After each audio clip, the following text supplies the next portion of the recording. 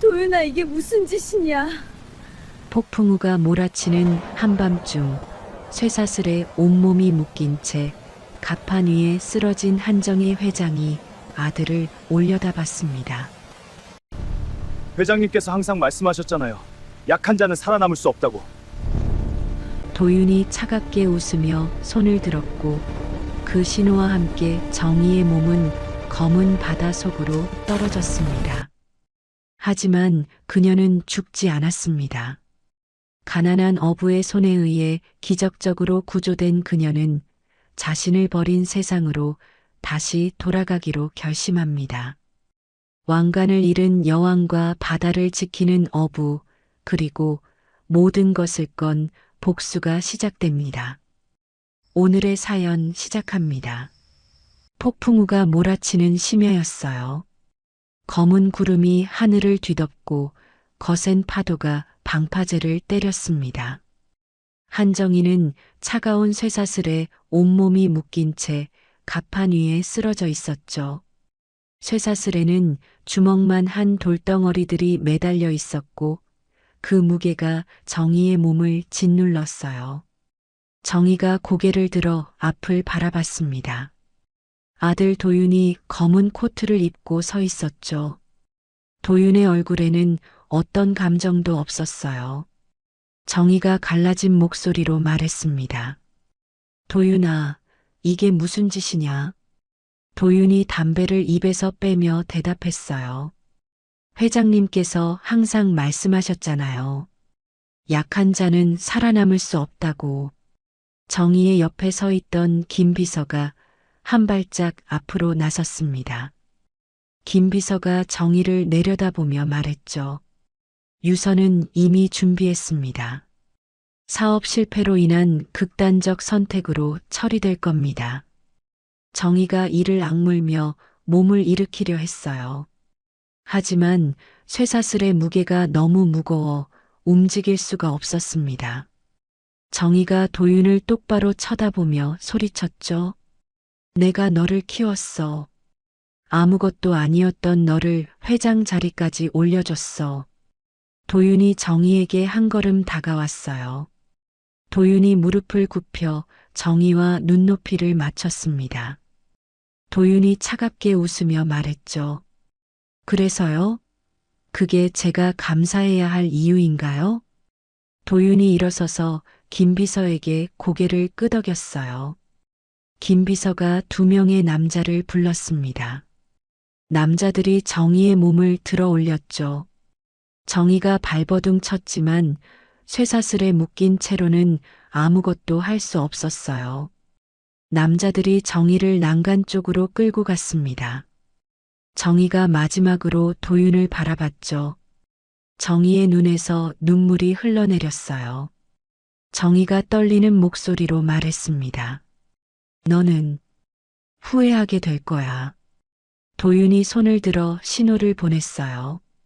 남자들이 정희를 난간 밖으로 밀어냈습니다. 정희의 몸이 검은 바다 속으로 떨어졌죠. 물보라가 크게 튀었다가 곧 파도에 삼켜졌어요. 정희의 몸이 바닷물 속으로 가라앉았습니다. 차가운 바닷물이 코와 입으로 밀려 들어왔어요. 정희가 입을 꽉 다물고 숨을 참았죠. 하지만 돌의 무게 때문에 몸이 계속 깊은 곳으로 내려갔습니다. 정희가 쇠사슬을 감은 손으로 바닥 흙을 긁었어요. 손톱이 부러지고 손가락에서 피가 났습니다. 정희의 폐가 터질 것처럼 아팠죠. 정희의 눈앞이 점점 흐려졌어요. 그때 배 위에서 도윤이 바다를 내려다봤습니다. 김 비서가 도윤 옆으로 다가왔죠. 김 비서가 조심스럽게 말했어요. 이제 가시죠. 도윤이 마지막으로 바다를 한 번 더 바라봤습니다. 도윤이 돌아서서 걸어갔죠. 배의 엔진 소리가 크게 울렸어요. 배가 천천히 멀어져 갔습니다. 한편 바다 저편에서는 태수가 작은 어선을 몰고 있었어요. 태수는 과거 해난 구조대 출신의 60대 어부였습니다. 태수가 풍랑주의보 속에서도 배를 몰았죠. 오늘 아침 잃어버린 그물을 찾으러 나온 길이었어요. 태수가 투망을 바다에 던졌습니다. 투망이 물속으로 가라앉았죠. 태수가 밧줄을 힘껏 잡아당겼어요. 그런데 투망이 평소보다 훨씬 무거웠습니다. 태수가 이마에 땀을 닦으며 말했죠. 이게 뭐가 이렇게 무겁지? 태수가 두 손으로 밧줄을 감았어요.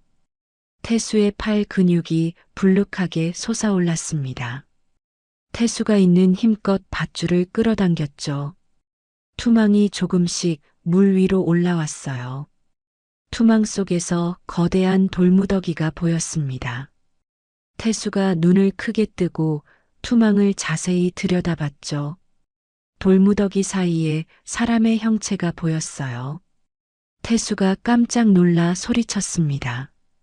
이게 무슨 일이야? 태수가 서둘러 배 위로 투망을 끌어올렸어요. 태수의 팔 근육이 터질 듯 아팠습니다. 하지만 태수는 이를 악물고 계속 당겼죠. 마침내 투망이 가판 위로 올라왔어요. 태수가 투망을 풀어 헤쳤습니다. 그 안에 쇠사슬로 묶인 여자가 있었죠. 여자의 얼굴이 창백했고 입술이 파랗게 질려 있었어요. 태수가 여자의 목에 손을 대어 맥박을 확인했습니다. 맥박이 거의 느껴지지 않았죠. 태수가 급히 선실로 뛰어갔어요. 태수가 대형 절단기를 들고 나왔습니다.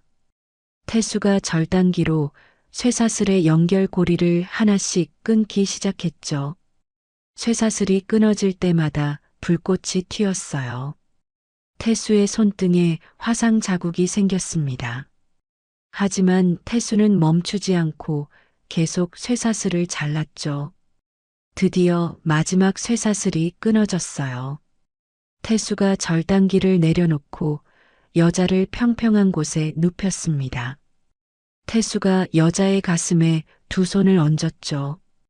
태수가 미친 듯이 가슴을 압박했어요. 태수가 숨을 헐떡이며 말했습니다.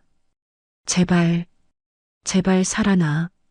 태수가 30번을 압박하고 여자의 입에 입을 대고 숨을 불어넣었어요. 하지만 여자는 움직이지 않았습니다. 태수가 다시 가슴을 압박했죠. 땀이 태수의 얼굴을 타고 흘러내렸어요. 태수가 다시 한번 숨을 불어넣었습니다. 그때 여자의 입에서 바닷물이 쏟아져 나왔죠. 여자가 컥컥거리며 기침을 했어요. 태수가 재빨리 여자를 옆으로 눕혔습니다. 여자의 입에서 바닷물이 계속 쏟아졌죠.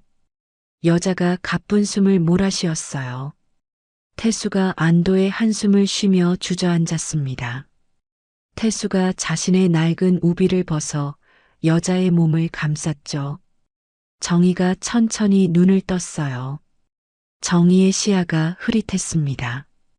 정희가 초점을 맞추려 애썼죠. 낯선 남자의 얼굴이 보였어요. 남자의 손등에 갈라진 상처가 있었습니다. 정희가 주변을 둘러봤죠. 낡은 어선의 천장이 보였어요. 정희가 자신이 어디에 있는지 깨달았습니다. 정희의 머릿속에 도윤의 얼굴이 떠올랐죠. 도윤의 차가운 눈빛이 생생했어요. 정희가 본능적으로 판단했습니다. 아직 정체를 밝히면 안 된다고요. 정희가 눈동자의 초점을 흐트러뜨렸죠. 정희가 어리둥절한 표정을 지으며 말했어요. 여기가 어디죠? 태수가 정희를 내려다보며 대답했습니다. 괜찮아요. 이제 안전해요. 정희가 고개를 천천히 끄덕였죠. 정희가 다시 눈을 감았어요. 태수가 정희를 조심스럽게 안아 올렸습니다. 태수가 배를 육지 쪽으로 몰기 시작했죠. 배가 작은 포구에 도착했어요. 태수가 정희를 업고 배에서 내렸습니다. 마을 사람들이 멀리서 쳐다봤지만 아무도 가까이 오지 않았죠. 태수가 빠른 걸음으로 자신의 집으로 향했어요. 태수의 집은 포구에서 조금 떨어진 언덕 위에 있었습니다. 낡은 단층 집이었죠. 태수가 뒷문을 열고 안으로 들어갔어요. 태수가 정희를 뒷방에 눕혔습니다. 태수가 이불을 꺼내 정희를 덮어줬죠. 태수가 방을 나와 거실로 갔어요. 태수가 휴대폰을 꺼내 전화를 걸었습니다. 딸 지우의 전화번호였죠. 전화벨이 몇 번 울렸어요. 지우가 전화를 받았습니다. 아빠, 무슨 일이세요? 태수가 낮은 목소리로 말했죠. 지우야, 지금 당장 집으로 와야 해. 지우가 놀란 목소리로 물었어요. 무슨 일이세요? 다치셨어요? 태수가 잠시 망설이다 대답했습니다. 아니야. 그런데 급한 일이야. 아무한테도 말하지 말고 조용히 와. 지우가 심각한 목소리로 말했죠. 알겠어요. 지금 출발할게요. 태수가 전화를 끊었어요. 태수가 창밖을 내다봤습니다. 어두운 바다가 보였죠. 태수가 깊은 한숨을 내쉬었어요. 그 시각 서울 한주그룹 본사에서는 도윤이 회장실에 앉아 있었습니다. 김 비서가 도윤 앞에 서 있었죠. 김 비서가 서류 뭉치를 책상 위에 놓으며 말했어요. 유서와 소지품은 모두 해안가 가드레일에 배치했습니다. 도윤이 서류를 펼쳐 확인했죠. 도윤이 고개를 끄덕이며 말했어요. 수고했어. 내일 아침 기자회견 준비해. 김 비서가 고개를 숙이며 대답했습니다. 알겠습니다. 김 비서가 방을 나갔죠. 도윤이 혼자 남았어요. 도윤이 의자에 기대어 천장을 올려다봤습니다. 도윤의 입가에 미소가 번졌죠. 다음 날 아침이었어요. 도윤이 검은 넥타이를 메고 기자회견장에 나타났습니다. 수많은 기자들이 카메라를 들고 있었죠. 도윤이 단상 위로 올라갔어요. 도윤이 마이크 앞에 섰습니다. 도윤이 손으로 눈가를 비비며 말했죠. 어머니께서 어젯밤 극단적인 선택을 하셨습니다. 기자들 사이에서 웅성거리는 소리가 났어요. 도윤이 목소리를 떨며 계속했습니다. 최근 사업상의 어려움으로 많이 힘들어 하셨습니다. 제가 더 잘 챙겨드렸어야 했는데. 도윤이 고개를 숙였죠. 플래시가 터졌어요. 도윤이 천천히 고개를 들었습니다. 도윤의 눈가가 붉게 물들어 있었죠. 기자회견이 끝난 후 도윤이 이사회실로 갔어요. 이사회 멤버들이 길게 늘어선 테이블에 앉아 있었습니다. 도윤이 자리에 앉으며 말했죠. 회장 직무대행 승인 서류입니다. 서명 부탁드립니다. 이사들이 서류를 돌려 읽었어요. 한 명씩 서명을 했습니다. 서류가 도윤에게 돌아왔죠. 도윤이 서류를 받아들고 만족스러운 표정을 지었어요. 그때 태수의 집 뒷방에서 정희가 눈을 떴습니다. 정희가 몸을 일으켜 앉았죠. 정희가 낯선 방 안을 둘러봤어요. 낡은 벽지와 오래된 가구들이 보였습니다. 태수가 문을 열고 들어왔죠. 태수가 해진 옷을 들고 있었어요. 태수가 정희에게 옷을 건네며 말했습니다. 이거라도 입으세요. 딸 옷인데 작을 수도 있어요. 정희가 옷을 받아들었죠. 정희가 조용히 말했어요.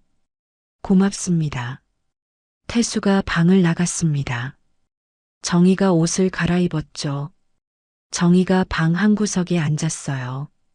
정희가 벽에 걸린 작은 텔레비전을 켰습니다.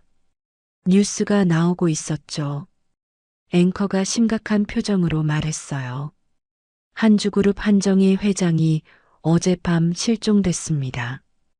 경찰은 극단적 선택으로 추정하고 수색 작업을 벌이고 있습니다. 화면에 정희의 사진이 떴어요. 정희가 텔레비전을 똑바로 바라봤습니다. 정희의 손이 천천히 주먹을 쥐었죠. 손톱이 손바닥 살을 파고들었어요. 지우가 빗길을 뚫고 차를 몰았어요. 와이퍼가 빠르게 움직였지만 앞이 잘 보이지 않았습니다. 지우가 핸들을 꽉 쥐고 집중했죠. 지우의 머릿속에는 아버지의 급한 목소리가 맴돌았어요. 3시간을 달려 지우가 마을에 도착했습니다. 지우가 차에서 내려 집으로 뛰어갔죠. 현관문을 열고 들어서자 태수가 거실에 앉아 있었어요. 지우가 숨을 헐떡이며 물었습니다. 아빠, 무슨 일이에요? 태수가 일어서서 지우에게 다가왔죠. 태수가 낮은 목소리로 말했어요. 뒷방에 사람이 있어. 지우가 눈을 크게 뜨며 물었습니다. 사람이요? 누구요? 태수가 손등의 상처를 만지작거리며 대답했죠. 바다에서 건졌어. 돌에 묶여 있었어. 지우가 입을 벌린 채 아버지를 쳐다봤어요. 지우가 뒷방 쪽을 가리키며 말했습니다.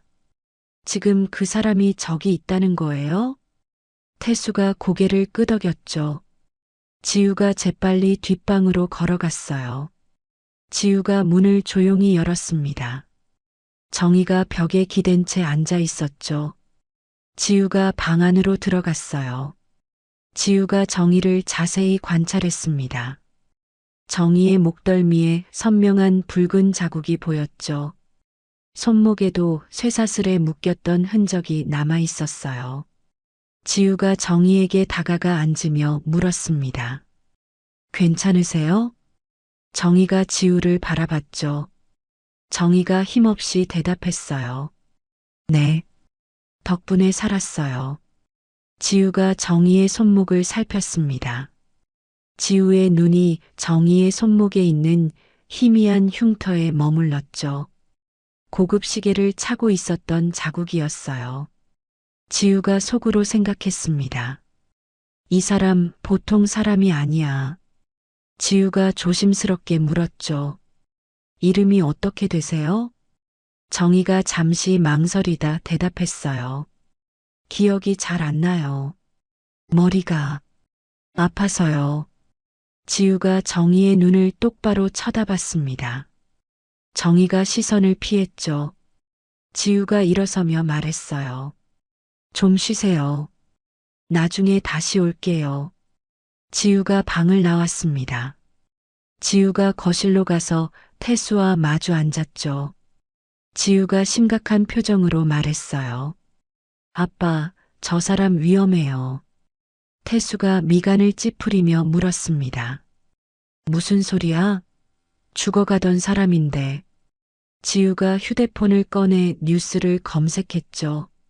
한정희 회장 실종 기사가 떴어요. 지우가 화면을 태수에게 보여주며 말했습니다. 저 사람이 한주그룹 회장이에요.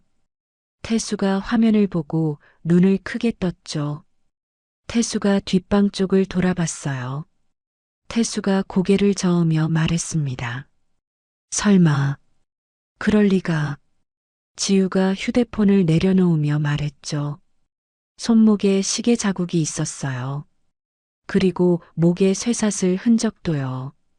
아빠가 말한 것과 똑같아요. 태수가 의자에 깊이 앉았어요. 태수가 손으로 얼굴을 문지르며 말했습니다. 그럼 누가 저 사람을 죽이려고 한 거야? 지우가 기사를 다시 읽으며 대답했죠. 아들이 회장 대행으로 올라갔네요. 기자회견도 했어요. 태수가 주먹을 쥐며 말했어요. 그럼 그 아들놈이 어미를 바다에 던진 거야? 지우가 고개를 끄덕였습니다. 지우가 태수의 손을 잡으며 말했죠. 아빠, 저 사람 여기 있으면 안 돼요. 우리한테 화가 미칠 거예요. 태수가 지우의 손을 뿌리치며 일어섰어요. 태수가 창밖을 내다보며 말했습니다. 그래도 사람인데 어떻게 내쫓아? 지우가 목소리를 높이며 말했죠. 아빠, 정신 차리세요. 저 사람 재벌이에요. 재벌들이 어떤 사람들인지 아빠도 알잖아요. 태수가 돌아서서 지우를 쳐다봤어요. 태수가 단호하게 말했습니다. 바다에서는 누구나 똑같은 목숨이야. 재벌이든 거지든 상관없어. 지우가 한숨을 쉬며 주저앉았죠. 지우가 고개를 떨구며 말했어요. 아빠, 제발. 태수가 지우에게 다가가 어깨를 토닥였습니다. 태수가 부드럽게 말했죠. 며칠만이야. 몸 회복하면 보내줄게. 지우가 아무 말도 하지 않았어요. 태수가 뒷방으로 걸어갔습니다.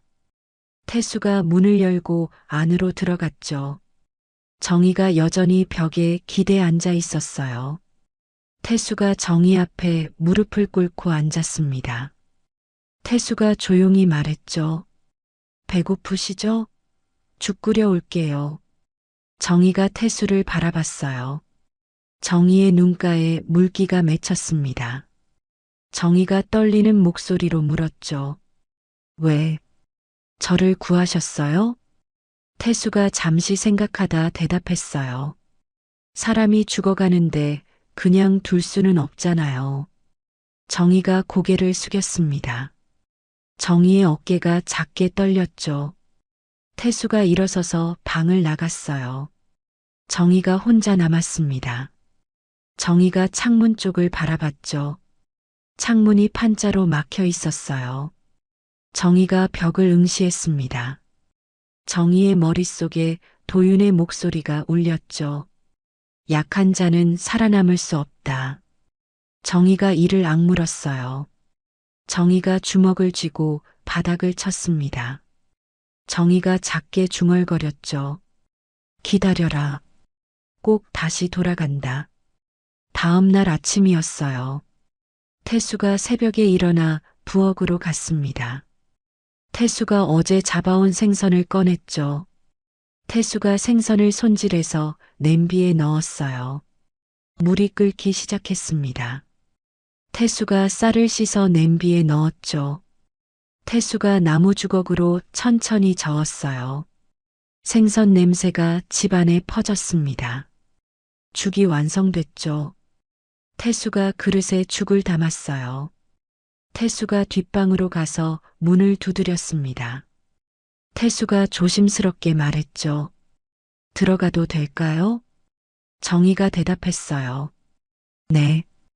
태수가 문을 열고 들어갔습니다. 태수가 죽그릇을 정희 앞에 내려놓았죠.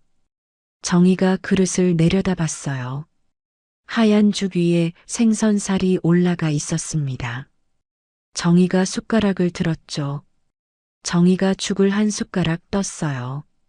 비린 냄새가 코를 찔렀습니다. 정희가 입에 넣어 천천히 씹었죠. 정희의 눈에서 눈물이 흘러내렸어요. 태수가 놀라며 물었습니다. 왜 그러세요? 입에 안 맞아요? 정희가 고개를 저으며 대답했죠. 아니에요. 맛있어요. 정희가 계속 죽을 떠먹었어요. 정희가 그릇을 비웠습니다. 태수가 빈 그릇을 받아들며 말했죠. 더 드릴까요? 정희가 고개를 저었어요. 정희가 입가를 닦으며 말했습니다. 충분해요. 고맙습니다. 태수가 밖으로 나갔죠. 정희가 혼자 남았어요. 정희가 벽을 응시했습니다. 정희의 머릿속에서 도윤의 얼굴이 지워지지 않았죠. 그 시각 마을 포구에 낯선 사람들이 나타났어요. 검은 정장을 입은 두 남자가 어민들에게 다가갔습니다. 한 남자가 사진을 꺼내 보여주며 물었죠. 혹시 이 사람 보셨습니까? 사진 속에는 정희의 얼굴이 있었어요. 어민들이 고개를 저었습니다. 다른 남자가 두꺼운 봉투를 꺼내 보여주며 말했죠. 시신을 찾아주시면 1,000만 원 드립니다. 어민들의 눈빛이 바뀌었어요. 한 어민이 앞으로 나서며 물었습니다. 정말입니까? 남자가 고개를 끄덕이며 대답했죠. 물론입니다. 지금 당장이라도 드릴 수 있습니다. 어민들이 서로 얼굴을 쳐다봤어요. 어민들이 웅성거리기 시작했습니다. 남자들이 만족스러운 표정을 지었죠. 남자들이 포구를 천천히 둘러봤어요. 한편 마을 고물상 주인 조칠성이 태수의 집 마당을 지나가고 있었습니다. 조칠성이 무언가 반짝이는 것을 발견했죠. 조칠성이 몸을 숙여 그것을 주었어요. 작은 보석 파편이었습니다. 조칠성이 돋보기를 꺼내 보석을 자세히 들여다봤죠. 조칠성의 눈이 커졌어요. 조칠성이 주변을 둘러본 후 보석을 주머니에 넣었습니다. 조칠성이 빠른 걸음으로 자리를 떠났죠. 태수가 마당에 나와 담배를 피웠어요. 태수의 팔에 붕대가 감겨 있었습니다. 태수가 바다를 바라봤죠. 태수의 팔 근육이 미세하게 떨렸어요.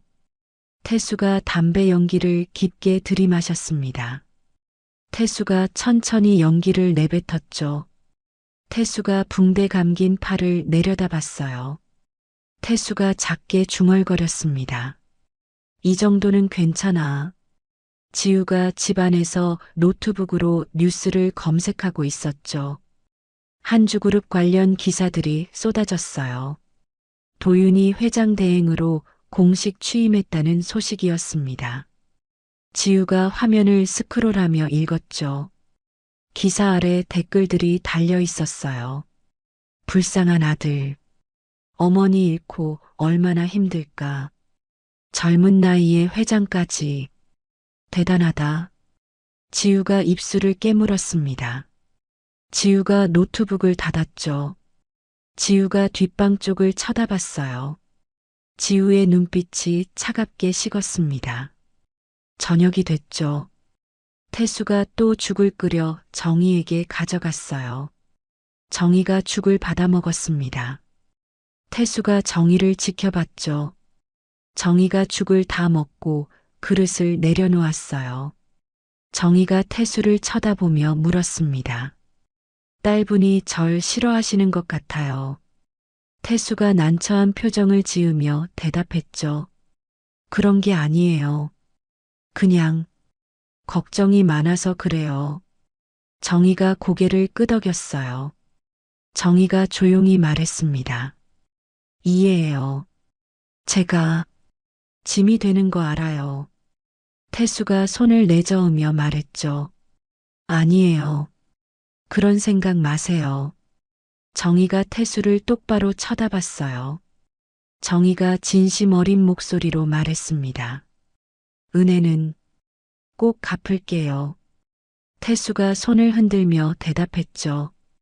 그런 거 바라고 구한 거 아니에요. 그냥 쉬세요. 태수가 방을 나갔어요. 정희가 혼자 남아 창문을 바라봤습니다. 판자 사이로 희미한 달빛이 새어 들어왔죠. 정희가 주먹을 쥐고 다짐했어요. 살아남아야 해. 반드시. 일주일이 지났습니다. 태수는 정희를 마을 사람들로부터 숨기기 위해 평소보다 이른 새벽에 조업을 나가는 척하며 정희를 배 밑바닥 비밀 수납함에 숨겨 이동시켰죠. 정희가 좁은 공간에 웅크리고 앉았어요. 태수가 뚜껑을 덮으며 작게 말했습니다. 조금만 참으세요. 배가 포구를 벗어났죠. 태수가 노를 저으며 주변을 살폈어요. 아무도 없는 것을 확인한 태수가 뚜껑을 열었습니다. 정희가 밖으로 나와 숨을 크게 들이마셨죠.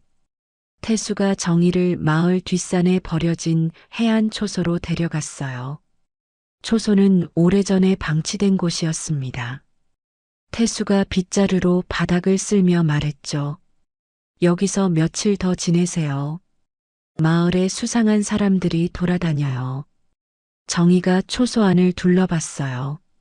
낡은 책상 하나와 의자만 덩그러니 놓여 있었습니다. 정희가 태수에게 말했죠. 미안해요.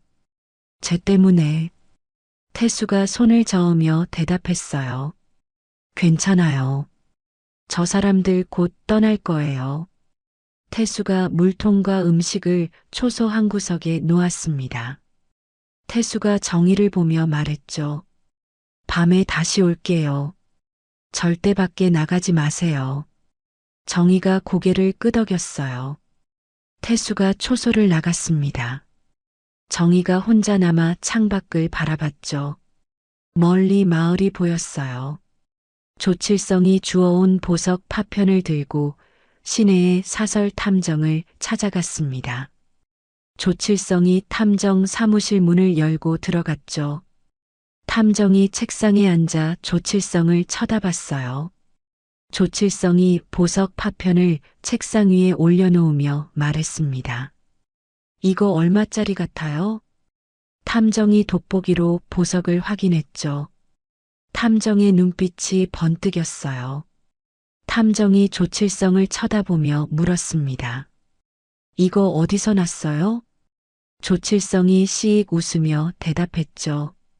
그건 중요하지 않고요. 이 근처에 돈 많은 여자가 숨어 있을 것 같은데.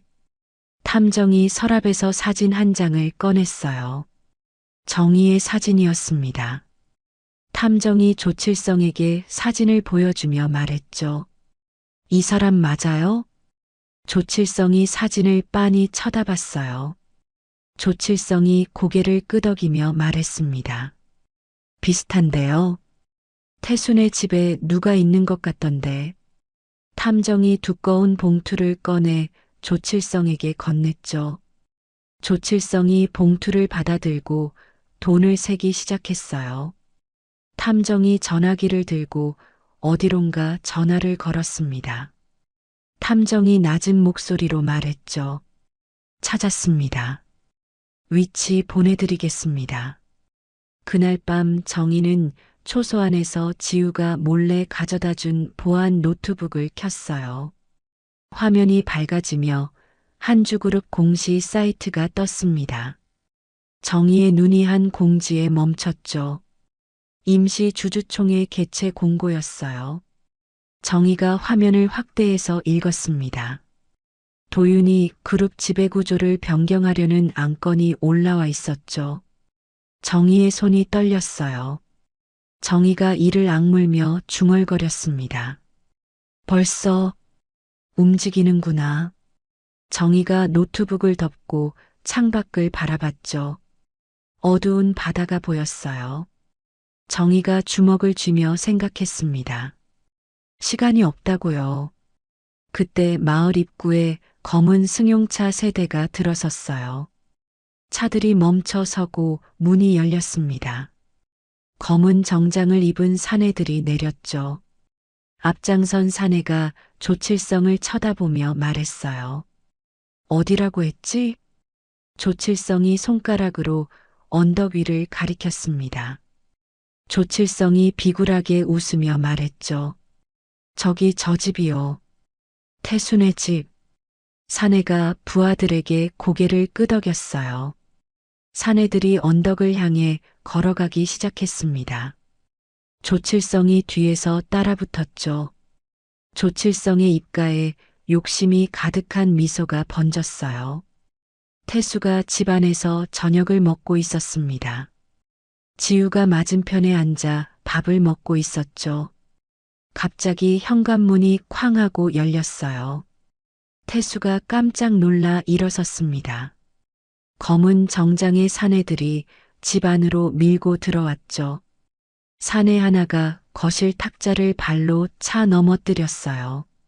그릇들이 바닥에 떨어져 산산조각 났습니다. 태수가 소리쳤죠.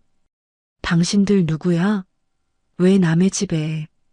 사내 하나가 태수에게 다가가 멱살을 잡아 올렸어요. 사내가 차가운 목소리로 말했습니다. 한정이 어디 있어? 태수가 사내의 손을 뿌리치려 애썼죠. 태수가 숨을 헐떡이며 말했어요. 누구? 그게 누군데? 사내가 태수를 벽에 세게 밀쳤습니다. 태수의 등이 벽에 부딪혔죠. 다른 사내들이 집안을 뒤지기 시작했어요. 장롱을 열고 이불을 뒤집었습니다. 지우가 급히 휴대폰을 꺼냈죠. 지우가 경찰차 사이렌 소리를 검색해서 스피커로 크게 틀었어요. 사이렌 소리가 집안에 울려 퍼졌습니다. 사내들이 잠시 동작을 멈췄죠. 지우가 큰 소리로 외쳤어요. 경찰 온다. 빨리 도망쳐. 사내들이 서로 쳐다봤습니다. 앞장섰던 사내가 이를 갈며 말했죠. 다음에 다시 온다. 기억해둬. 사내들이 급히 집을 빠져나갔어요. 차 문이 쾅쾅 닫히는 소리가 들렸습니다. 엔진 소리가 멀어져 갔죠. 태수가 벽에 기댄 채 주저앉았어요. 지우가 태수에게 달려갔습니다. 지우가 태수의 팔을 잡으며 물었죠. 아빠, 괜찮으세요? 태수가 고개를 끄덕였어요. 태수의 입가에서 피가 흘러나왔습니다. 지우가 손으로 피를 닦아주며 말했죠. 병원 가야 해요. 태수가 손을 저으며 대답했어요. 괜찮아. 정희는 안전하지? 지우가 창밖을 내다봤습니다. 산 위 초소 쪽을 바라봤죠. 지우가 고개를 끄덕이며 말했어요. 네. 저기 있을 거예요. 그때 산 위에서 정희가 마을을 내려다보고 있었습니다. 정희가 검은 차들이 태순의 집 앞에 멈춰 선 것을 봤죠. 정희가 가슴이 철렁했어요. 정희가 급히 초소문을 열고 나갔습니다. 정희가 산길을 내려가기 시작했죠. 발밑에 돌멩이에 걸려 넘어질 뻔했어요. 정희가 손으로 땅을 짚으며 균형을 잡았습니다. 정희가 다시 뛰기 시작했죠. 정희가 중간쯤 내려왔을 때 검은 차들이 집에서 나오는 것이 보였어요. 태수가 지우의 차에 타는 모습이 보였습니다. 정희가 안도의 한숨을 쉬었죠. 하지만 차들이 다시 돌아올 것을 알았어요. 정희가 갑자기 몸을 굴려 산등성이 아래로 내려갔습니다. 정희의 몸이 바위와 나무에 부딪혔죠. 정희가 신음을 참으며 계속 굴렀어요. 정희가 마을길 한가운데 멈춰 섰습니다. 검은 차들이 마을을 빠져나가려던 참이었죠. 차 안에 있던 사내가 정희를 발견했어요. 사내가 소리쳤습니다. 저기다. 저 여자야. 차들이 급정거했죠. 사내들이 차에서 쏟아져 나왔어요. 정희가 반대 방향으로 뛰기 시작했습니다. 사내들이 정희를 쫓아 달렸죠. 정희가 좁은 골목으로 들어갔어요. 뒤에서 사내들의 발소리가 점점 가까워졌습니다. 정희가 담벼락을 타고 넘었죠. 정희의 손바닥이 거칠게 벗겨졌어요. 정희가 다시 뛰었습니다. 숨이 턱까지 차올랐죠. 정희의 다리가 후들거렸어요. 하지만 정희는 멈추지 않았습니다. 그때 지우가 태수를 태운 차로 뒷길을 달리고 있었죠. 지우가 백미러로 뒤를 확인했어요. 아무도 따라오지 않았습니다. 지우가 핸들을 꺾어 산길로 접어들었죠. 지우가 약속된 장소에 차를 세웠어요. 지우가 차에서 내려 주변을 살폈습니다. 아무도 없었죠. 지우가 태수를 쳐다보며 말했어요.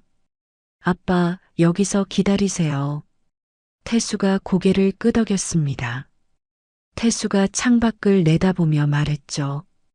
정희를 꼭 찾아와. 지우가 대답 대신 차 문을 닫았어요. 지우가 산길을 따라 걸어 올라가기 시작했습니다. 손에 든 휴대폰 불빛만이 앞을 비췄죠. 지우가 정희의 이름을 작게 불렀어요. 회장님, 어디 계세요? 아무 대답이 없었습니다.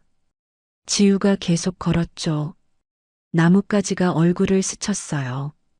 지우가 손으로 가지를 치우며 앞으로 나아갔습니다. 그때 덤불 속에서 소리가 났죠. 지우가 휴대폰 불빛을 그쪽으로 비췄어요. 정희가 온몸에 흙을 뒤집어 쓴 채 쓰러져 있었습니다. 지우가 급히 정희에게 달려갔죠. 회장님, 정희가 눈을 떴어요. 정희가 힘없이 웃으며 말했습니다. 미안해요. 집만 되네요. 지우가 정희를 부축해 일으켰죠. 지우가 정희의 팔을 자신의 어깨에 걸쳤어요. 지우가 정희를 이끌고 천천히 걸었습니다. 두 사람이 차에 도착했죠. 지우가 정희를 뒷좌석에 태웠어요. 태수가 뒤를 돌아보며 정희를 확인했습니다. 태수가 안도의 표정을 지었죠. 지우가 운전석에 앉아 시동을 걸었어요. 차가 좁은 농로를 따라 달렸습니다. 차창 밖으로 마을 불빛이 멀어져 갔죠. 지우가 백미러로 정희를 쳐다봤어요. 정희가 눈을 감고 있었습니다. 한참을 달려 차가 한적한 곳에 멈춰섰죠. 지우가 엔진을 끄고 뒤를 돌아봤어요. 정희가 눈을 떴습니다. 정희가 천천히 몸을 일으켜 앉았죠. 정희가 지우를 똑바로 쳐다보며 말했어요. 이제 말할게요. 전부. 지우가 아무 말 없이 정희를 바라봤습니다. 정희가 깊게 숨을 들이마셨죠. 정희가 차분한 목소리로 말하기 시작했어요. 제 이름은 한정희입니다. 한주그룹 회장이었어요. 태수가 고개를 돌려 정희를 쳐다봤죠. 정희가 계속 말했어요. 아들이 저를 죽이려고 했어요. 바다에 던졌죠. 그런데 태수 씨가 구해주셨어요. 지우가 입술을 깨물었습니다. 지우가 조용히 물었죠. 왜 진작 말씀 안 하셨어요? 정희가 고개를 숙이며 대답했어요. 두려웠어요. 또 죽을까봐. 그리고 두 분한테 피해가 갈까봐. 태수가 몸을 돌려 정희를 마주봤습니다. 태수가 단호하게 말했죠. 이제 어떻게 할 거예요? 정희가 눈빛을 가다듬으며 대답했어요. 싸울 겁니다. 제 자리를 되찾을 거예요. 지우가 정희의 눈을 똑바로 쳐다봤죠. 지우가 천천히 말했어요. 어떻게 도와드리면 되죠? 정희가 지우를 바라봤습니다. 정희의 눈에 결연한 빛이 돌았죠. 정희가 입을 열었어요. 한주 갤러리. 거기 비밀 장부가 있어요. 도윤이 자금을 세탁하는 곳이죠. 그걸 가로채야 해요. 지우가 고개를 끄덕였습니다. 지우가 생각에 잠겼죠. 잠시 후 지우가 말했어요. 갤러리에 잠입하려면 BVIP 회원 자격이 필요할 거예요. 정희가 주머니에서 작은 카드를 꺼냈습니다. 정희가 카드를 지우에게 건넸죠. 검은색 카드였어요. 이걸 쓰세요. 제 비밀 계좌 카드예요. 도윤은 이 계좌 존재를 몰라요. 지우가 카드를 받아들었습니다. 지우가 카드를 주머니에 넣으며 말했죠. 준비하는데 며칠 걸릴 거예요. 정희가 고개를 끄덕였어요. 정희가 창밖을 내다보며 말했습니다. 서둘러야 해요. 주주총회까지 시간이 없어요. 차 안이 잠시 조용해졌죠. 태수가 입을 열었어요. 어디로 가야 하죠? 지우가 핸들을 잡으며 대답했습니다. 서울 외곽에 아는 곳이 있어요. 거기서 숨을 수 있어요. 지우가 시동을 다시 걸었죠. 차가 어둠 속으로 달려갔어요. 뒤로 마을 불빛이 완전히 사라졌습니다. 세 사람을 태운 차는 밤길을 달렸죠. 몇 시간 후 차가 서울 외곽의 낡은 건물 앞에 섰어요. 지우가 차에서 내려 주변을 살폈습니다.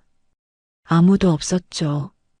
지우가 정희와 태수를 이끌고 건물 안으로 들어갔어요. 좁은 계단을 올라 3층에 도착했습니다. 지우가 열쇠로 문을 열었죠. 안은 작지만 깨끗한 방이었어요. 지우가 불을 켜며 말했습니다. 여기서 며칠 지내세요. 안전할 거예요. 정희가 방 안을 둘러봤죠.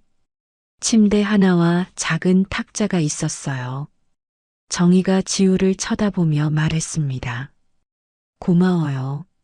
정말. 지우가 손을 저으며 말했죠. 아버지가 구하신 분이니까요. 당연한 거예요. 태수가 창가에 서서 밖을 내다봤어요. 태수의 옆구리가 욱신거렸습니다. 태수가 손으로 옆구리를 감싸며 찡그렸죠. 태수가 작게 신음했어요. 정희가 태수의 모습을 봤습니다. 정희가 급히 태수에게 다가갔죠. 정희가 태수의 팔을 잡으며 물었어요. 어디 다치셨어요? 태수가 고개를 저으며 대답했습니다. 괜찮아요. 조금 부딪혔을 뿐이에요. 하지만 태수의 얼굴이 창백했죠.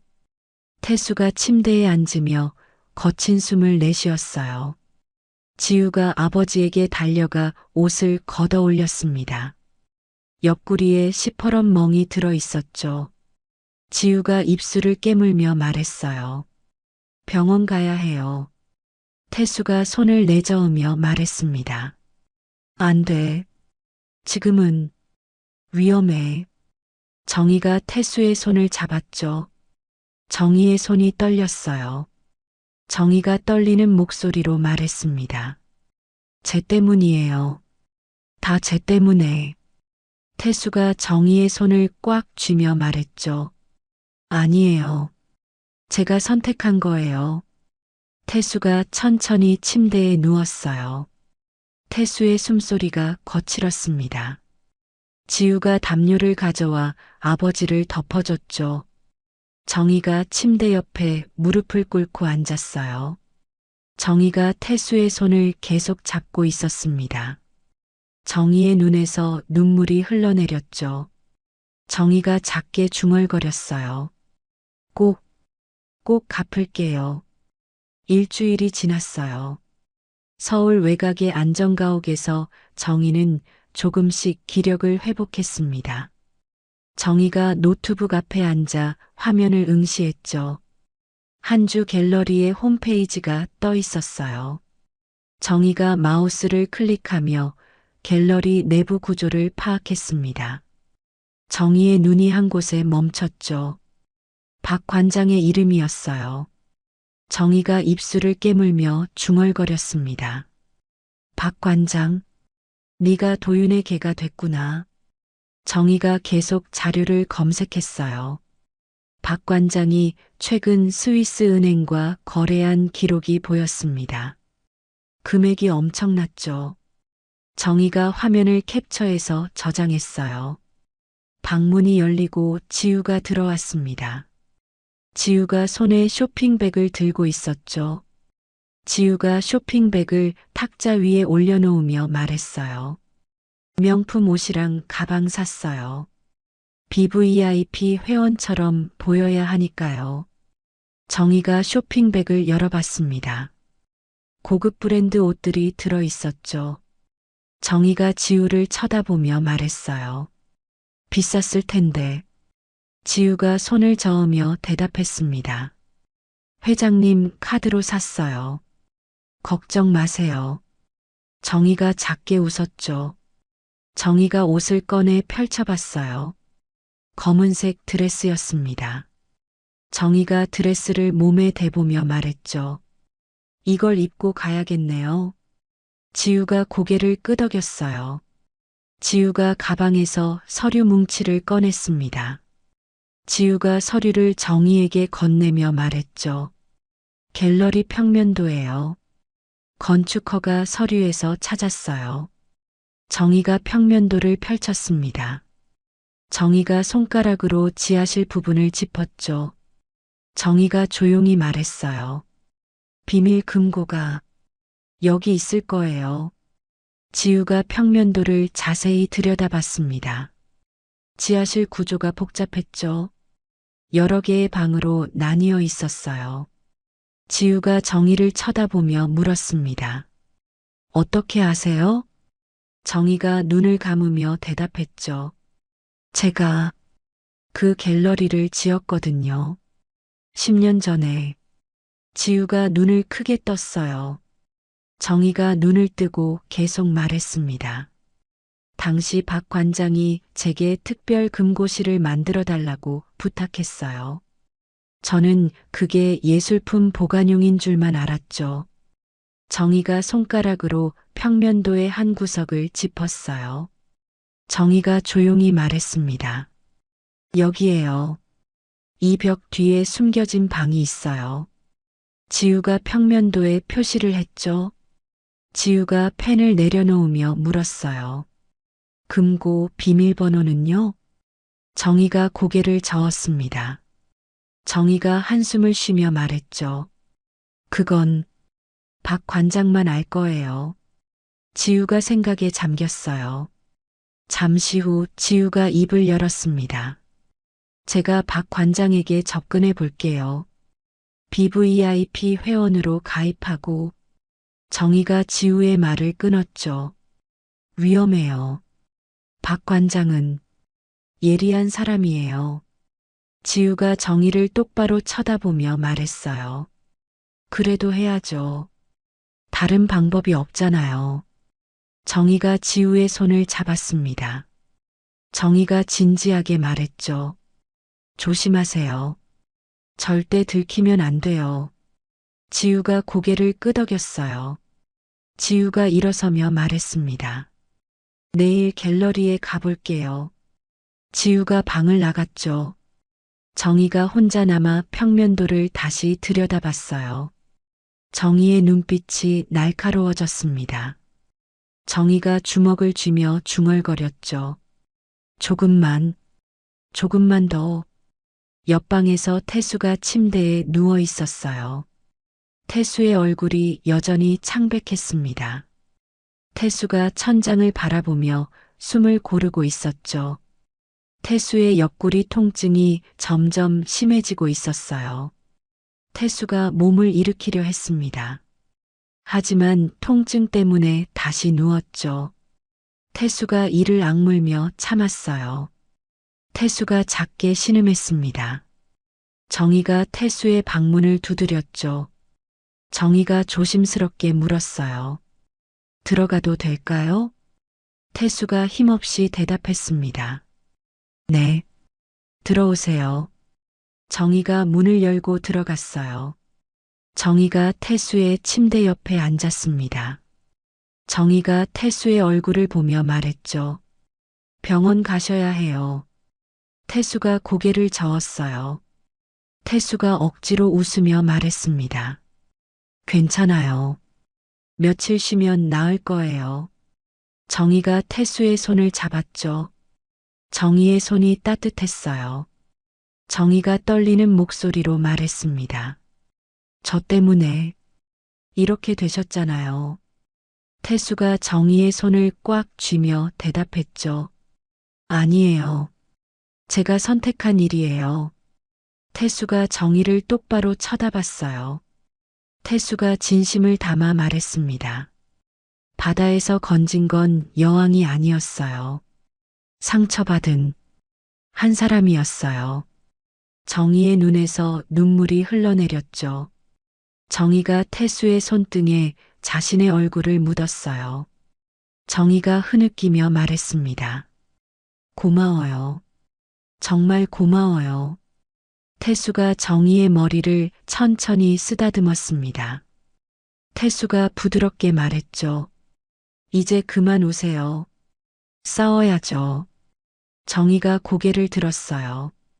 정희가 눈물을 닦으며 말했습니다. 네. 꼭 이길 거예요. 정희가 일어서서 방을 나갔습니다. 태수가 혼자 남아 창밖을 바라봤죠. 태수의 눈빛이 흐려졌어요. 태수가 옆구리를 감싸며 작게 신음했습니다. 다음 날 아침이었어요. 지우가 명품 옷을 입고 거울 앞에 섰습니다. 검은색 정장과 하이힐을 신었죠. 지우가 머리를 매끈하게 넘기고 선글라스를 썼어요. 정희가 지우를 보며 말했습니다. 완벽해요. 지우가 가방을 들고 현관으로 향했죠. 지우가 문을 열며 정희를 돌아봤어요. 지우가 단호하게 말했습니다. 오늘 안에 끝낼게요. 정희가 고개를 끄덕였어요. 정희가 조용히 말했죠. 조심하세요. 지우가 문을 닫고 나갔습니다. 지우가 엘리베이터를 타고 1층으로 내려갔죠. 지우가 건물 밖으로 나와 택시를 잡았어요. 지우가 택시에 타며 말했습니다. 한주 갤러리로 가주세요. 택시가 출발했죠. 지우가 창밖을 내다보며 숨을 깊게 들이마셨어요. 지우의 손이 떨렸습니다. 지우가 주먹을 쥐며 마음을 가라앉혔죠. 1시간 후 택시가 한주 갤러리 앞에 섰어요. 지우가 택시비를 내고 내렸습니다. 눈앞에 거대한 현대식 건물이 서 있었죠. 지우가 선글라스를 고쳐 쓰고 갤러리 안으로 걸어 들어갔어요. 갤러리 로비는 화려했습니다. 높은 천장에 샹들리에가 걸려 있었죠. 벽에는 고가의 그림들이 걸려 있었어요. 직원 한 명이 지우에게 다가왔습니다. 직원이 공손하게 물었죠. 어서 오십시오. 무엇을 도와드릴까요?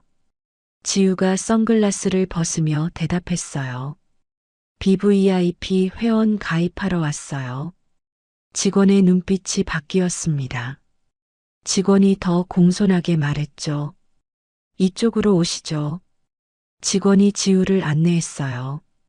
지우가 직원을 따라 복도를 걸었습니다.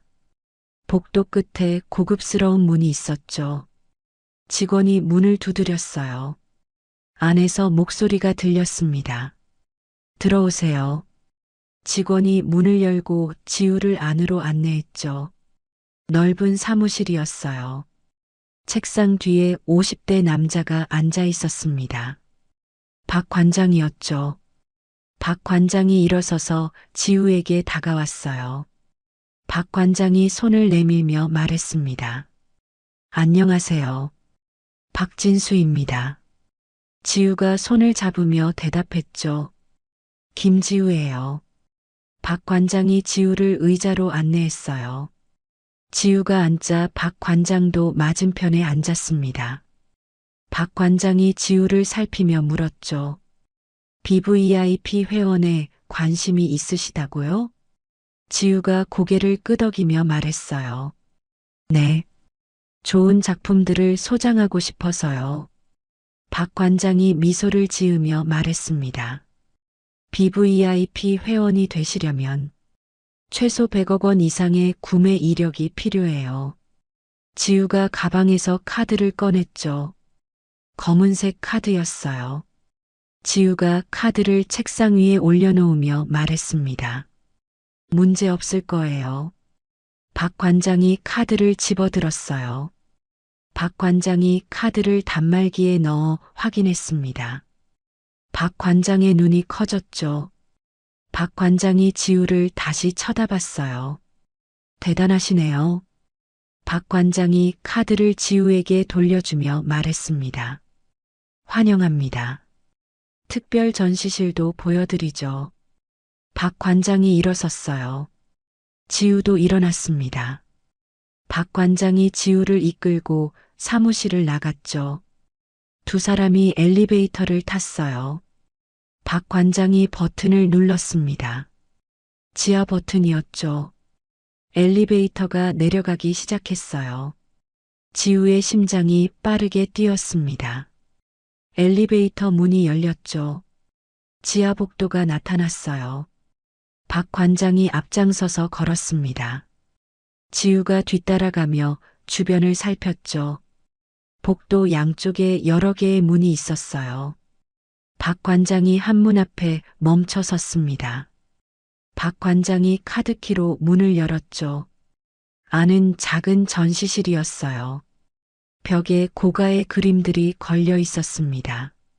박 관장이 그림들을 소개하기 시작했죠. 지우가 그림을 보는 척하며 주변을 관찰했어요.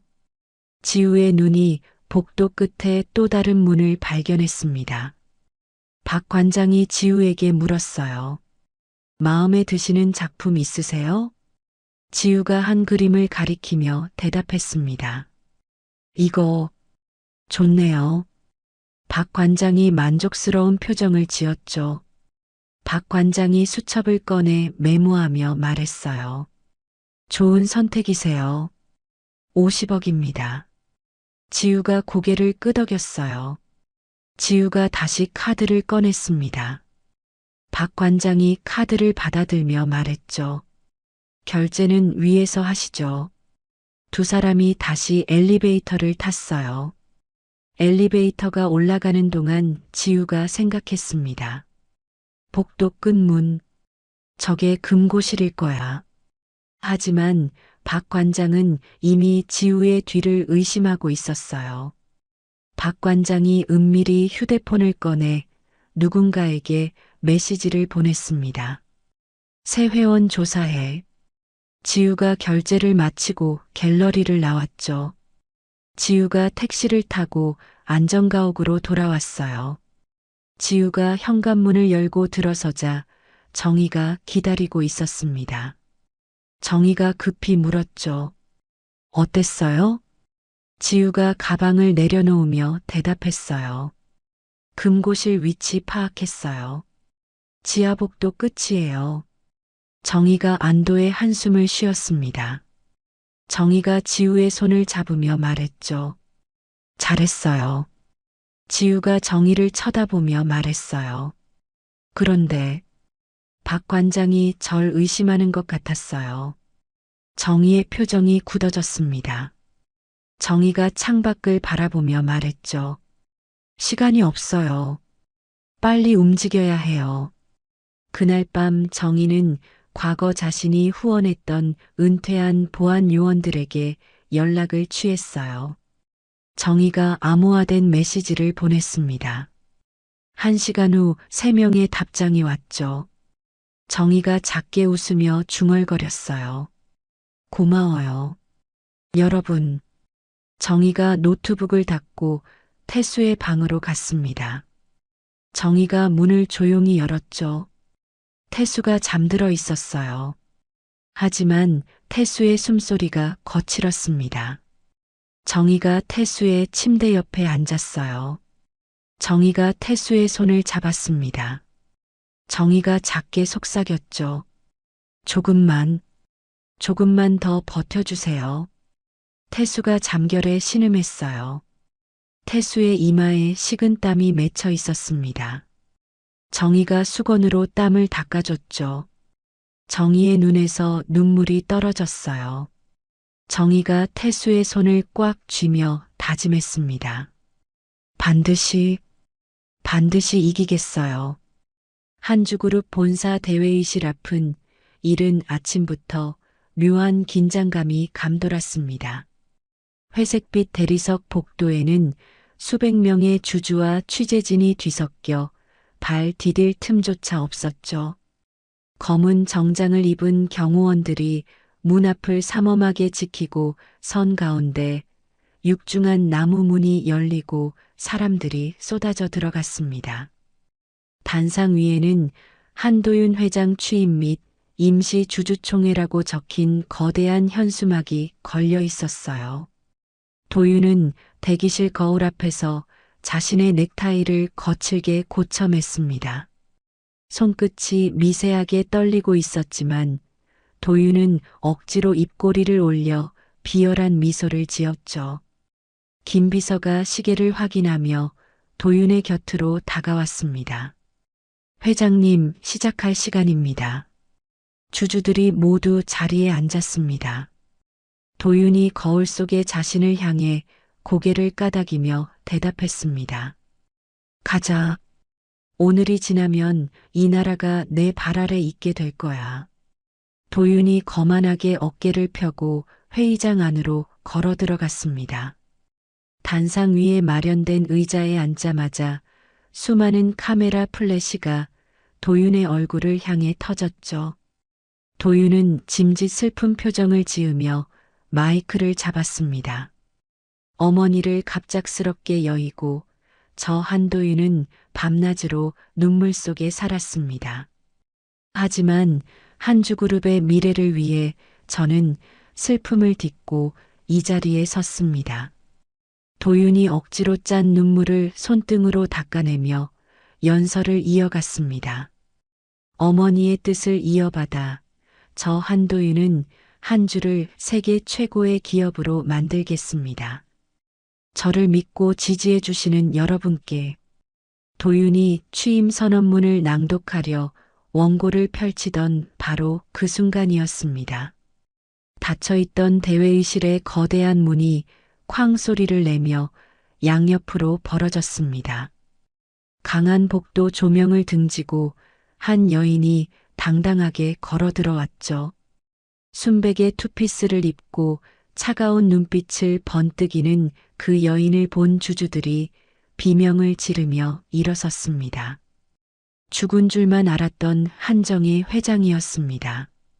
정의의 곁에는 단정한 정장 차림의 지우와 최강석 검사가 호위하듯 서 있었죠. 정의는 단상을 향해 일직선으로 걸어갔습니다. 구두 소리가 정적에 휩싸인 회의장 바닥을 또박또박 울렸습니다.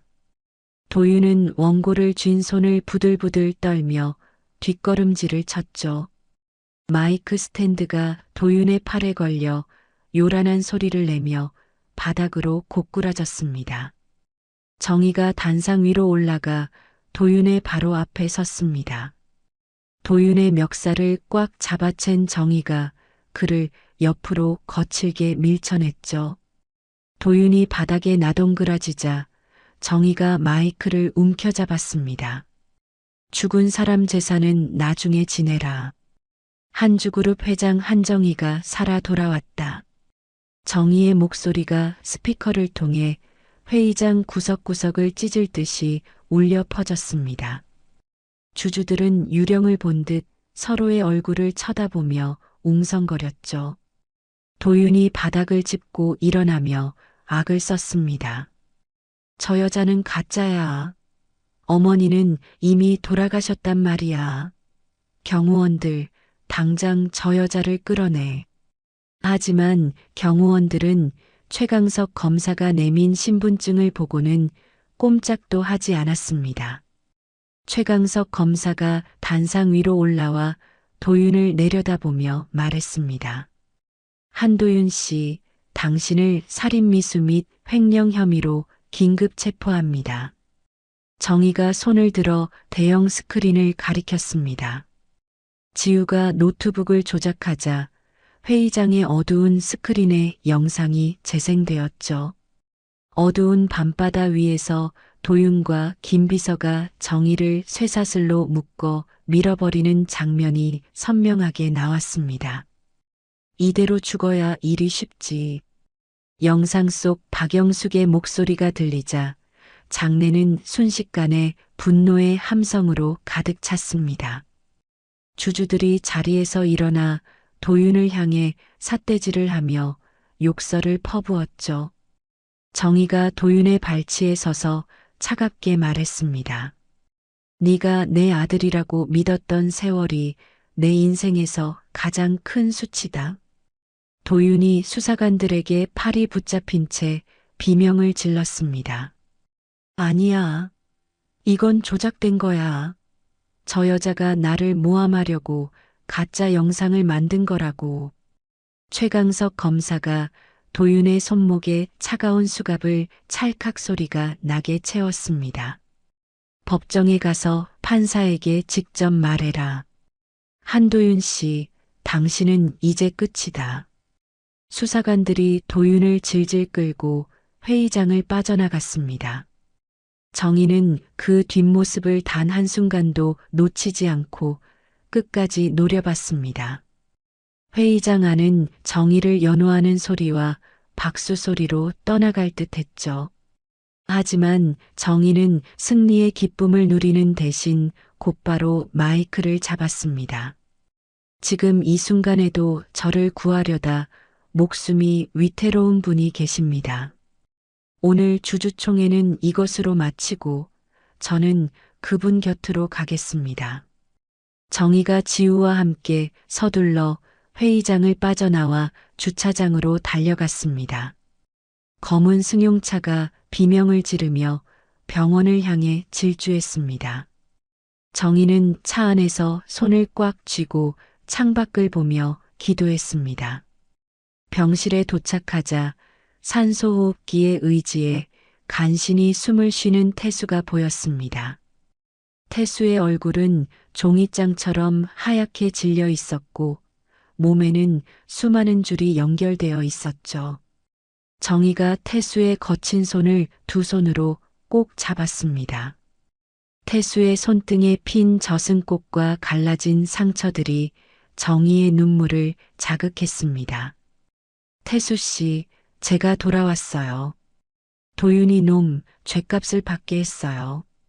태수가 감긴 눈을 미세하게 파르르 떨며 반응했습니다. 정희가 태수의 손등에 얼굴을 묻고 흐느끼며 말했습니다. 제발 일어나세요. 당신이 살려준 이 목숨으로 이제 좋은 일만 하고 살기로 했단 말이에요. 지우가 옆에서 소리 없이 눈물을 훔치며 아버지의 발치를 지켰습니다. 몇 시간 뒤 정희는 구치소 면회실의 차가운 철창 앞에 앉았습니다. 죄수복을 입은 도윤이 초췌한 모습으로 나타나 정희를 도끼 어린 눈으로 쏘아봤죠. 정희가 가방에서 두툼한 서류 봉투를 꺼내 테이블 위에 탁 내려놓았습니다. 이게 뭔지 아니? 네가 내 남편의 핏줄도 아니라는 유전자 검사 결과지다. 도윤의 눈동자가 갈피를 못 잡고 흔들렸습니다. 정희가 의자에 등을 기대며 서늘하게 덧붙였습니다. 너는 내 아들도 아니었고 한 주의 핏줄도 아니었어. 그저 욕심에 눈이 먼 괴물이었을 뿐이지. 도윤이 유리창을 주먹으로 치며 발악했습니다. 거짓말이야. 당신이 나를 버리려고 조작한 거잖아. 내가 한 주의 유일한 후계자야. 정희가 자리에서 일어나며 단호하게 말했습니다.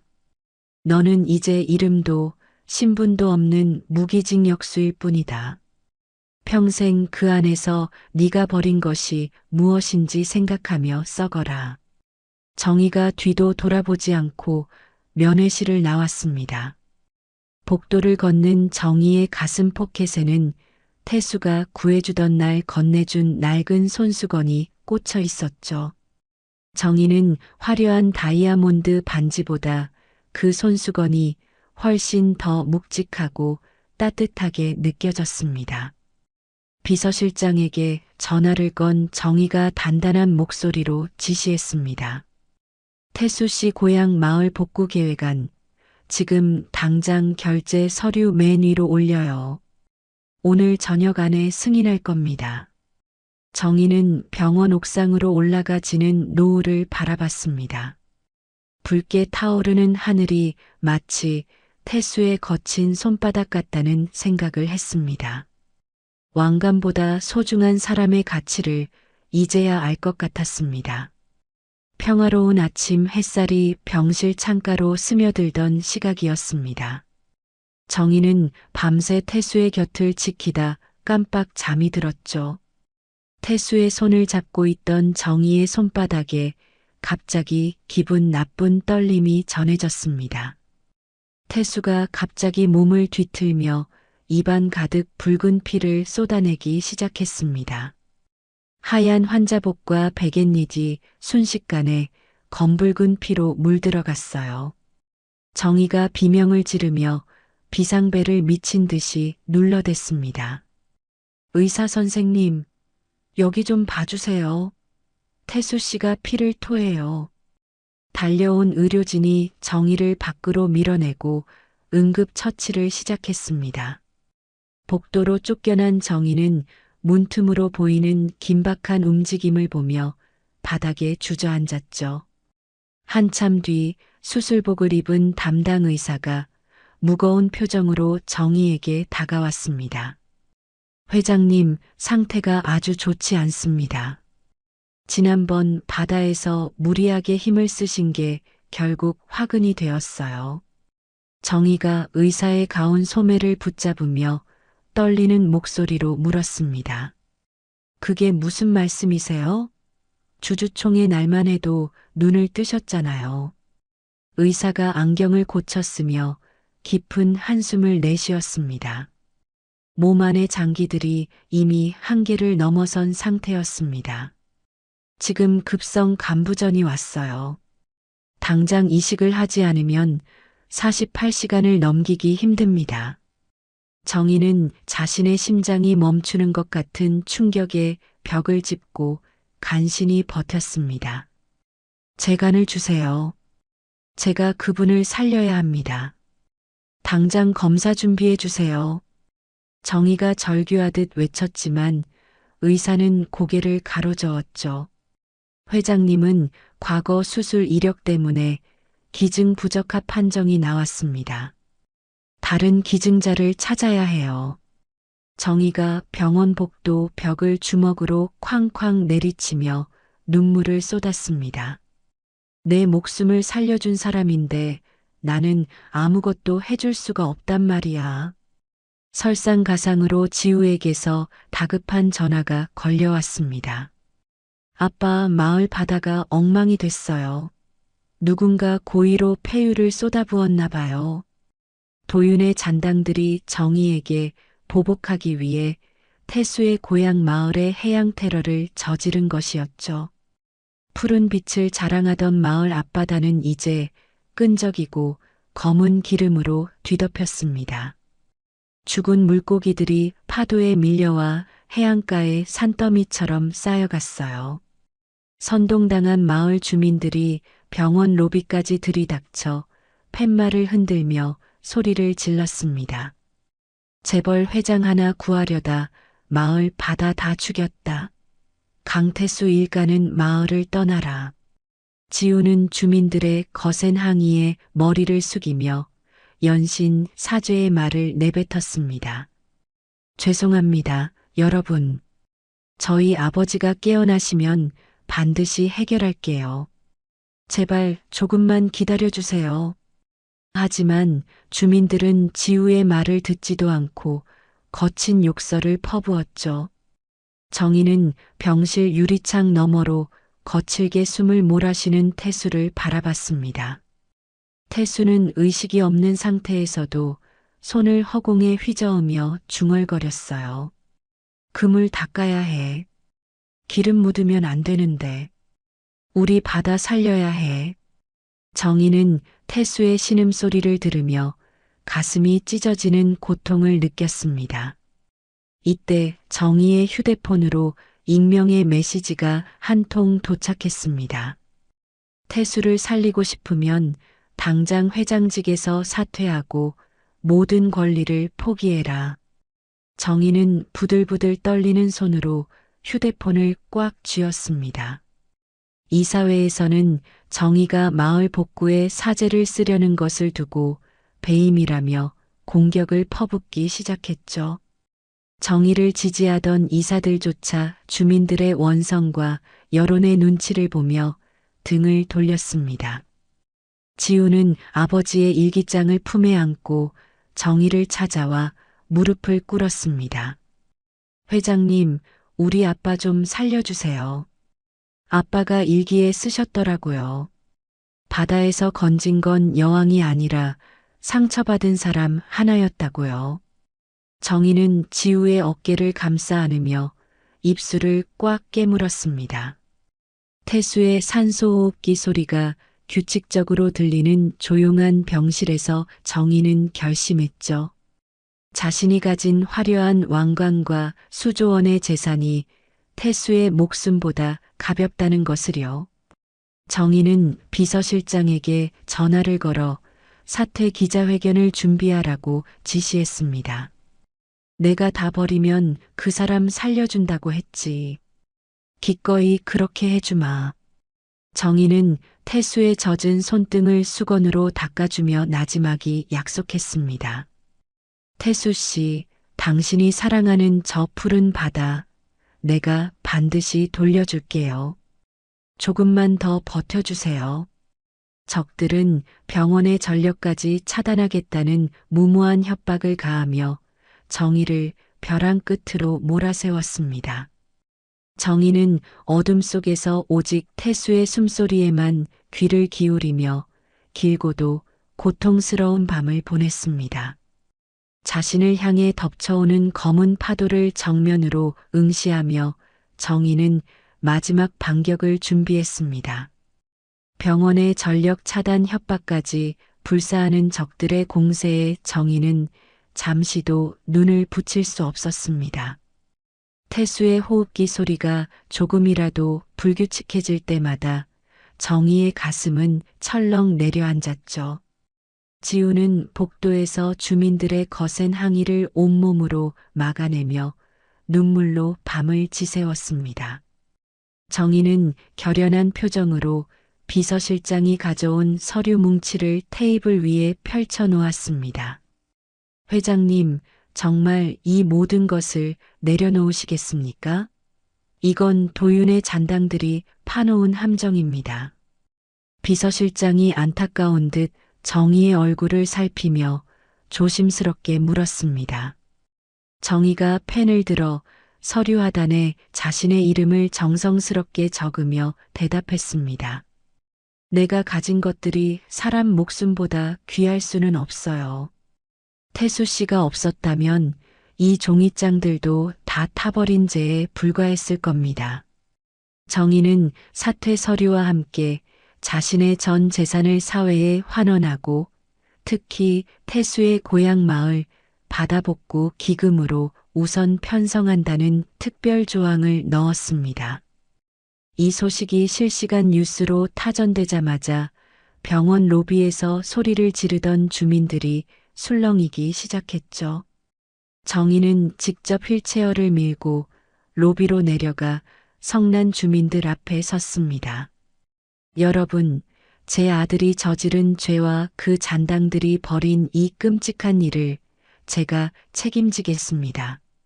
제 회장직과 재산 전부 내놓았습니다. 정의의 차분하지만 힘 있는 목소리에 로비는 순식간에 찬물을 끼얹은 듯 조용해졌습니다. 정의가 주민 한 사람 한 사람의 눈을 맞추며 진심 어린 사과를 이어갔습니다. 강태수 씨는 평생 여러분과 함께 그 바다를 지켜온 사람입니다. 그 사람이 죽어갈 때 돌을 던지는 대신 제발 살 수 있게 기도해 주세요. 주민들 사이에서 웅성거림이 일더니 가장 앞서서 항의하던 어촌계장이 고개를 숙였습니다. 우리가 너무 눈앞의 이익만 생각했구려. 태수가 우리 바다를 얼마나 아끼는지 누구보다 잘 아는데. 그 순간 지우가 숨을 헐떡이며 정희에게 달려와 기쁜 소식을 전했습니다. 회장님, 기증자가 나타났어요. 익명의 기증자가 아빠와 조직 적합도가 완벽하게 일치한다고 연락이 왔습니다. 정희는 무너질 듯한 다리에 힘을 주며 하늘을 우러러 보았습니다. 기증자는 다름 아닌 과거 정희에게 은혜를 입었던 한주그룹의 퇴직 직원이었습니다. 수술실의 전광판에 빨간불이 들어오고 태수의 장기 이식 수술이 시작되었습니다. 정희는 수술실 앞 차가운 의자에 앉아 태수가 깨어나기만을 간절히 기다렸죠. 한편 정희가 던진 사퇴라는 승부수는 적들의 허를 찌르는 반격이 되었습니다.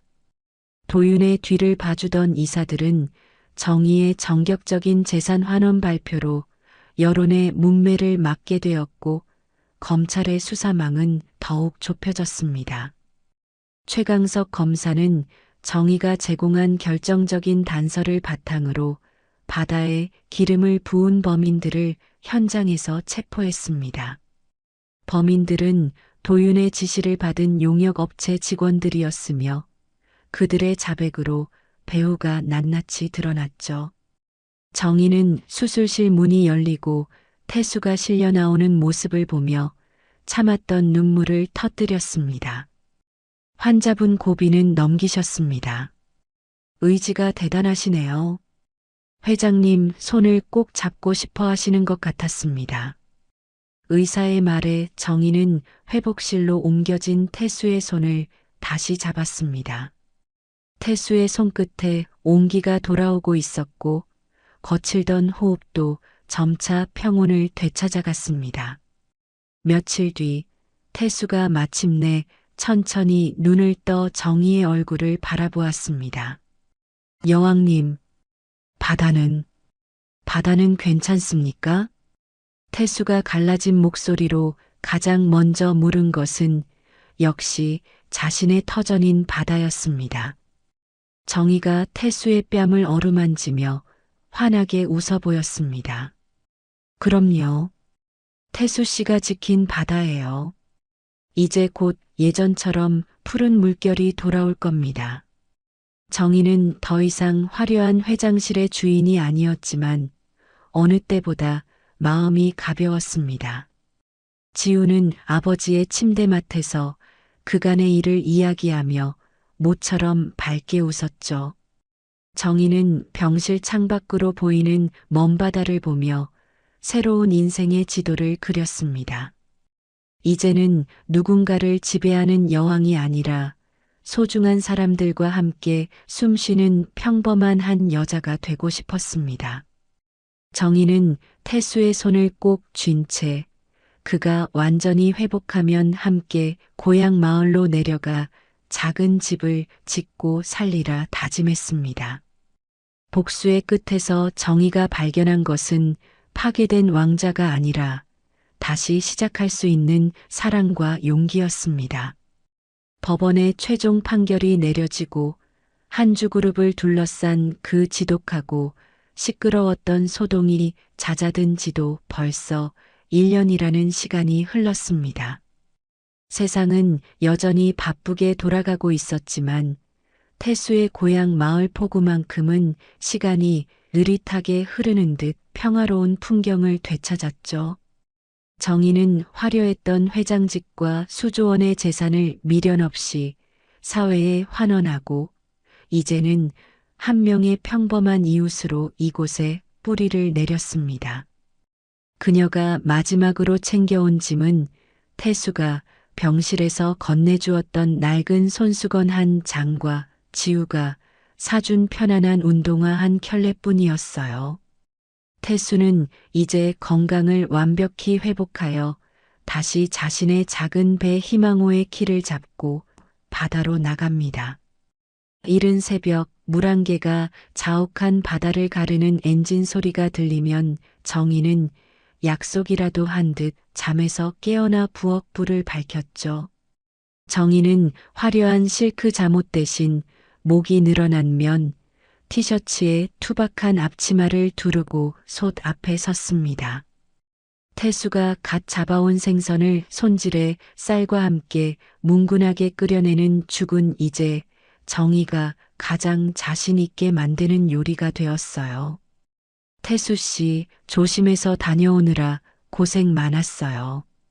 바닷바람이 제법 차던데 어서 앉아서 이 뜨끈한 죽 좀 들어요. 정의가 나무 주걱으로 솥을 저으며 넉살 좋게 웃어 보였습니다. 태수가 젖은 장화를 벗고 평상에 걸터 앉으며 이마에 땀을 닦았습니다.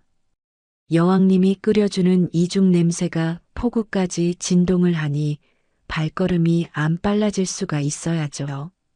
오늘도 그물이 묵직한 게 기분이 참 좋습니다. 정의가 김이 모락모락 나는 죽그릇을 태수 앞에 내려놓으며 그의 거친 손등을 가만히 어루만졌습니다. 여왕은 무슨 얼어 죽을 여왕이에요. 그냥 태수 신의 이웃 강 씨라니까요. 어서 한 그릇 비우고 기운 차려요. 태수가 죽을 크게 한 숟갈 떠넣으며 흐뭇한 표정을 지었습니다. 강 씨가 끓여준 죽이라 그런지 속이 확 풀리네요.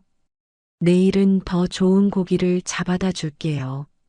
두 사람이 마주 앉아 소박한 죽 한 그릇을 나누는 풍경 위로 노란 아침 햇살이 부드럽게 내려앉았습니다.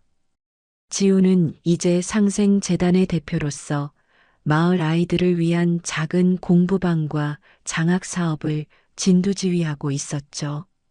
주말이면 지우는 세련된 정장을 벗어 던지고 밀짚 모자를 쓴 채 정희와 함께 갯벌에 나가 조개를 캤습니다.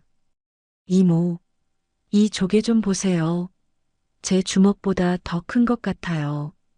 지우가 흙탕물이 튄 얼굴을 닦지도 않은 채 해맑게 웃자 정희도 덩달아 아이처럼 소리내어 웃었습니다. 어머나 지우야, 그건 정말 대물이네. 오늘 저녁엔 그걸로 시원한 국을 끓여 먹어야겠다. 마을은 예전에 무분별한 개발 광풍 대신 자연 친화적인 생태 마을로 거듭이나 관광객들의 발길이 끊이지 않았죠. 정희가 사제를 털어 세운 해양복구센터는 이제 마을 사람들의 든든한 일터이자 사랑방이 되었습니다. 한때 정희를 향해 비난의 돌을 던졌던 어촌계장과 주민들은 이제 정희를 보면 직접 만든 반찬을 들고 찾아왔어요. 강씨, 이거 우리 집 뒷밭에서 딴 고추로 담근 장아찌야. 입맛 없을 때 밥에 물 말아서 하나씩 올려 먹어봐. 아주 기가 막혀. 어촌계장이 투박한 플라스틱 용기를 내밀며 쑥스럽게 웃었습니다.